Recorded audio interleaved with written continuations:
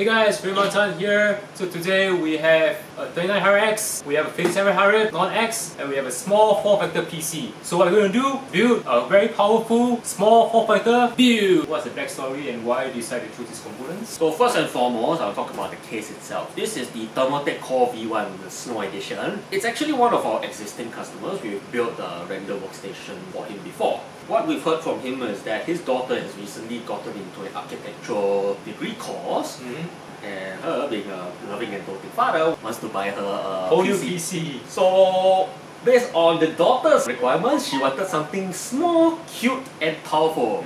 That's where this guy comes in. V1 Snow is small, very easy to carry, but it has a lot of ventilation for case its size. This is a very important aspect considering what she's going to be doing with it. This is a set that's going to be used in the long haul. So with that in mind, as well as the budget her father has given to us, these are the other components that we have picked. So the heart of the whole build is the AMD Ryzen Mini-ITX. This has 12 cores, 54 threads. In their field, they use a wide range of applications, 3ds Max, Google SketchUp, Nodes Revit, and the render plugins such as V-Ray. Render plugin in particular is very CPU intensive. Basically, the more cores and the more threads you give it, the faster it's going to do everything. For the price range that this guy goes for, this is the CPU to go for. Yeah. So, to move right along, we have the ADATA SX6000 Pro SSD.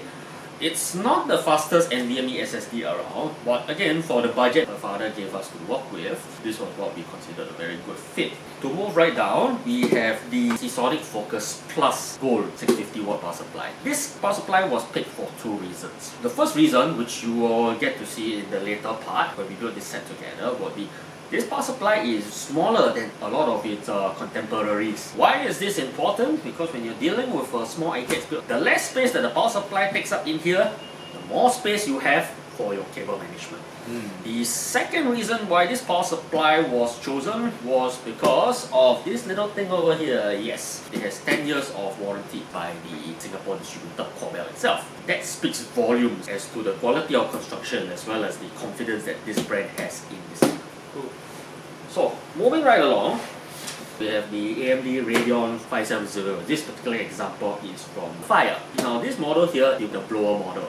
So, it's got one single fan inside this. Of course, there are commentary about the heat issues that the reference blower designs have. The single fan design. Yeah, the single fan design itself. Yeah. So, normally, yes, that would probably be a concern, but in the cramped confined enclosure like this, the blower design is actually the one to go for. One single fan basically draws the air in. It's going to be taking in air from here, and then all the exhaust air is going to get thrown out here. That's the main reason this particular model was chosen. And we have the G-Skills Sniper X 3200 CL16, the 32 gig kit. 32 gigs is about as much as you can pack on the ITX motherboard down here, and the 200 CL16 as of right now is the best bang for buck, especially for Ryzen 3rd Gen. We have a good mix of frequency as well as cache latency being the number CL16. Of course, with 3900X, you want to get very high frequency RAM to make sure you can use most of the 3900X. So, which brings me to why this motherboard was chosen. Now, of course, first and foremost, there's not really a lot of options for AMD Ryzen ITX. There are X570 ITX motherboards. For the budget that we were given by the customer, it's the most bang for buck that we can propose for her. The VRM design on this motherboard is solid. It is perfectly capable of maxing out the potential of even a 12 core like that, the 3900X over there. That concludes our run through of all the parts. So you can see we completed our build. So Gordon, take us through what you have done so far. Okay, sure. Because as you can see, the set is pretty much done up. We've elected to put the ceramic acrylic panel on the top. If you were to just come right over here, you'll be able to see that's the AMD Ray Prism RGB cooler that the 3900X comes with when you buy it. Just look down and you'll see all the colors of the rainbow. I'm going to take all the panels apart. So first off, I'm going to start with the front. Wow, nice. So that's the front. We have this big 200mm fan right in front down here, blowing air inwards. And the good thing about this is that this is the front panel. You'll see that the filter for easy maintenance, you just take this out, give it a good vacuum or a good wipe, and you're good to go. Very easy to take care of. This is the AMD Radeon RX 5700. So you may be wondering, why does it look like this? Yeah, in part 1 of the video I mentioned that this case had certain restrictions when it comes to the types of GPU that you can use. You had to use a GPU that takes up 2 slots. which would mean that you can't use those ostentatious models that typically will take up 2.5 slots because they won't even fit through this gap. This case is able to take a GPU up to a maximum length of 28.5 centimeters. 570XT is 27 centimeters. Not a particularly very long card, but you can see it's pretty much reaching right up almost to the edge where the cover goes on. This is one thing you have to keep in mind when picking a GPU for this. And when I take this one out, you'll be able to see one other thing you have to consider about the GPU. This is the Radeon RX 5700, and the reason you want this arrangement, just imagine that cold air comes in, hot air gets vented out this way. Then I will get the acrylic panel off first, followed by the other side.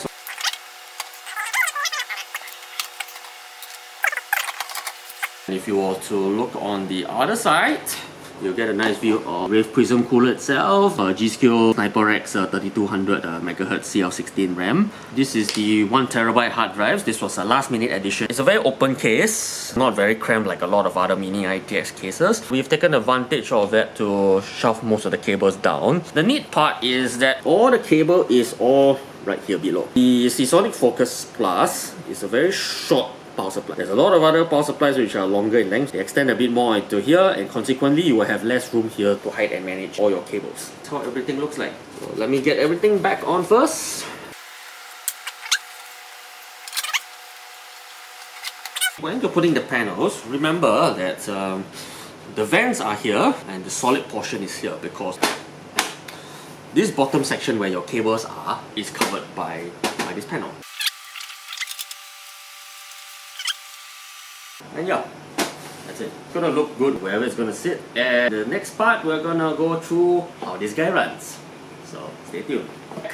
We have plugged in this Snow into a monitor to do some simple benchmarks to show you how this guy performs with his 3900X and the 3700. Gordon, take us through the benchmarking. Sure, first off, we are going to start off with a benchmark that's going to be very relevant to the owner of this set.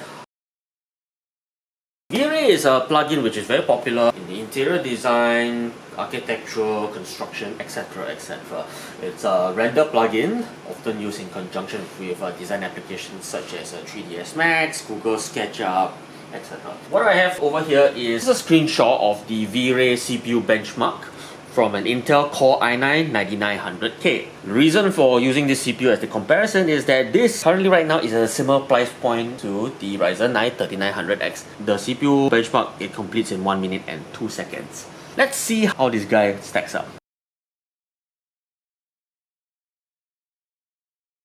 It does the same scene in 45 seconds. Keep this into consideration, both results are taken at stock. The 3900X doesn't really have any fancy cooling. We didn't enable Precision Boost Overdrive on this. You just plug in the CPU, leave the clock speeds and everything on auto. This is the speed you're gonna get right out of the box. We'll move on to the next one.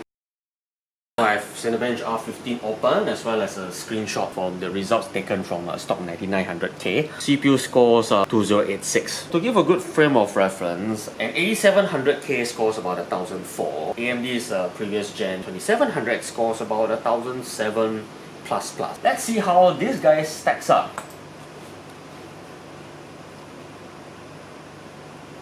Wow, that's real fast. Yes, it is. It's bloody fast. Wow, look at that. 3000. If this number looks really alien to you, that's okay. That's a 9900K, 2086. This is the Ryzen Threadripper 2950X. We are not kidding. This guy is actually faster than the 16-core Threadripper. And if you consider that this CPU is quite a fair bit cheaper than a 2950X, you're getting quite a lot of power for the price that you're paying for this CPU. However, there are certain scenarios where the 2950X would show its advantages. Without further ado, we'll move along to One gaming benchmark. Yeah, one gaming benchmark. What I have here is FF15. I'm gonna run it at 1440p in window mode. Let us be off. Few things to take note. This is at 1440p standard, which is pretty representative of the majority of titles that you encounter today. For those of you guys who have a 1440p 144Hz monitor, this is probably a little bit of a letdown, but if you consider the price point that this particular GPU comes, which is about Singapore $500, the performance you are getting out of it is not bad. 60, 70. The other reason why I'm using this game is that this benchmark is pretty representative of a lot of games games today. In terms of how it uses the CPU, how it uses the GPU, all 24 threads are boosting up to about 4.2 GHz. The CPU is hardly breaking a sweat on this game. Yeah, it maintains at about 60, 70. If she wants to take her mind off her work, she most certainly could. Let me ask Gordon, how do you feel about using this cool small PC and stuffing all the components inside? What I can say is that this machine was a joy to put together. The vast majority of